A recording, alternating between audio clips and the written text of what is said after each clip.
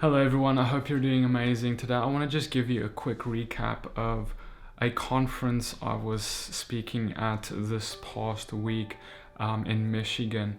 This conference was called the Way Walk Conference, and we had an amazing time there. But there's something that happened at this conference that the Father laid on my heart would happen.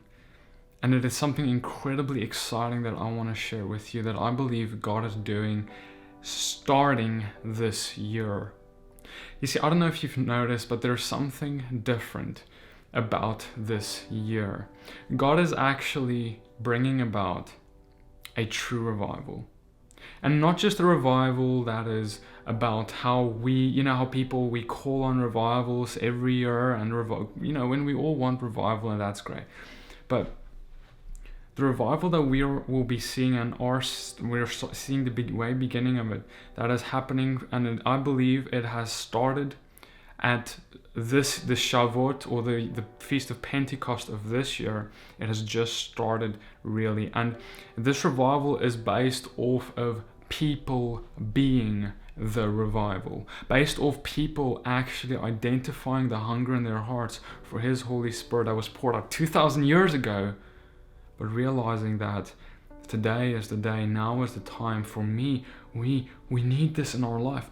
Coming to that revelation. Brothers and sisters, you see, we have been divorced from the reality of God's Holy Spirit, His Ruach, that it was poured over us in Acts 2. Just like we were divorced from what happened on Mount Sinai, even like 3,500-ish years ago, when God gave His law to Israel, His instructions, which are beautiful, which is like the moral standard which we are to live by, and which Yeshua Himself lived by. And God is now restoring that reality, that if you want to truly walk like your Messiah, brothers and sisters, listen to me. If you want to truly walk like Him, it's simply looking at His example and seeing, what did He do? And when we look at what He did, we see that He did keep His Father's commandments. Whoever abides in me ought to walk as I walk. That means that we are to be obedient to the same instructions that Yeshua, our Messiah, was, if we are to be His disciples. And similarly, not only did He keep His Father's instructions, but He walked in the Holy Spirit. You see, when He was baptized and the dove descended upon Him, He was also baptized in the Holy Spirit. And He then continued into the wilderness thereafter, and after that He continued into all the world, proclaiming the kingdom, the gospel, the truth. He made disciples and people followed Him. And why? Why was it? Was it because He simply brought forth and presented to everyone the Torah and the law of God? No, it wasn't just that. Even though that was a primary thing that He was walking out and certainly teaching. He was teaching His people how to be holy, how to walk as God intended them to walk, in freedom from sin, because we can't follow Him and sin, right? And we know that the law teaches us what sin is. Sin is the transgression of the law. Now, He had that revelation, He had that understanding, and He walked it out. But that is not the thing that caused people to follow Him. Because, they were getting the Torah in the synagogues every Sabbath. It was being read. There was not a lack of what God has given on Mount Sinai. It was there. But what He did present was a demonstration of the Spirit. He presented what descended upon Him at His baptism. And then what happened later at Mount Zion, when it was also descended upon His people, where He and Yeshua said, it is good that I go, because it is because I go that the Holy Spirit can be sent. That means that one of the main reasons He left is for the Holy Spirit to descend. He must ascend so the Spirit may descend. And so now we see this full circle, where now we're equipped with all the tools we have to walk like Yeshua did. And see, brothers and sisters, you know this. I'm sure you've seen, you understand that God is bringing this all back. He is bringing us full circle back to the walk of Yeshua in a way that the generations before us, our parents, their grandparents, their grandparents, their grandparents, their grandparents, they did not have access to the amount of revelation that God has been presenting only in the last 10 years upon this earth. I am serious, man. It is crazy what God is doing. We have seen him in the year about 2009, 2008, around there, about 10 years ago. Suddenly, many people around the earth just start awakening to this fact of, wow, if I want to walk like Yeshua, like my Messiah, Jesus, I need to follow the things he followed. I need to be obedient to the same instructions, the laws that he were obedient to. Right? That you can't be a disciple of someone if you don't do what they did. And you can't be Yeshua's disciple if you don't do what he did. And he kept the law that was given by the Father. And so he did that. But now we saw this revelation. We saw this all started, right? Over the years, last 10 years, God has been pouring this out. And many people have been coming to this. And it's amazing. But at the same time, and I talked about this in my book, and I'm telling you that it's happening this year. It is starting, like it's been building up, but this year it is going to be kicking into full gear, where God is now not only presenting this truth, if you will, that he has been revealing to us, but he is now pouring out his Spirit. He is now coming, and he is going to, man, he is doing something radical. This last weekend, when I was at the Waywalk conference, I saw a moving and outpouring of the Holy Spirit in that conference like I have never seen before. Brothers and sisters, we saw so many healings and so many miracles of all types that I have lost count. It is incredible what the Father has done. And the people were left weeping because they realized what the revelation is that they may be lacking. You see, brothers and sisters, years ago, I was there. I was one of those people. And God presented many truths to me. He presented his Son. He presented all these things to me. But then I realized I can't walk like Yeshua because I don't have his Spirit. And I can't love. I can't walk in power. I can't, even though I had the truth, I wasn't able to walk like Yeshua in power because I didn't have the Holy Spirit. And I'm not talking about just not being, I'm not saying I wasn't saved, but what I'm saying is I did not have the Holy Spirit. I wasn't immersed, baptized in the Holy Spirit. You see, it's not, when the disciples, they had Yeshua. Right after he ascended, right? They had him. They had his sacrifice. They had the blood of Yeshua, Jesus, to cover them. They had all that, but they didn't have the Holy Spirit.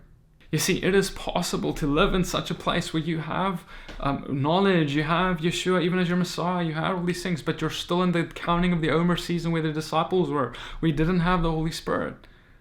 And this past counting of the Omer we just had, God, and I made a video about this. It's called the counting the Omer of the Holy Spirit. I made that video because when I was in the counting of the Omer this year, the Father whispered to my heart that he will be doing something new this year. He said to me clearly in my heart that, PD, this will be the last time my people count down to the Holy Spirit, because I gave them my Spirit 2,000 years ago, and they will start walking in it again. You see, brothers and sisters, many things were stolen from us, including walking in his Holy Spirit. Because of the world, because of we've put our faith in other things. God is saying, I'm restoring it. Brothers and sisters, I was preaching. It was amazing. I was in the midst of preaching on this very topic at this conference. I preached a few times, but the first time I preached, there were people it was amazing. There were people who stood up crying and saying, you know what, when you walked in here, I thought, I've heard this before, But then God showed up, and this is all God, brothers and sisters, this is all God. I am unworthy, I am just a servant, but I preached, and there was a move of the Spirit, a demonstration of the Spirit, and there were people who started crying and breaking down because God showed them their heart, showed them how they didn't trust him, showed them how they didn't see the importance maybe of his Holy Spirit, or the realness of the fact that God still does miracles and moves in power today. And I understand that way and how where many people are with that, because I myself was there. I myself was a skeptic. But I saw, brothers and sisters, it was crazy, because just like Paul said, I did not come to you with the wisdom of men or with wise words or with all these things. I came to you with a demonstration of the Spirit, so that you don't put your trust in a man, but you put it in God himself, because you have seen God set free.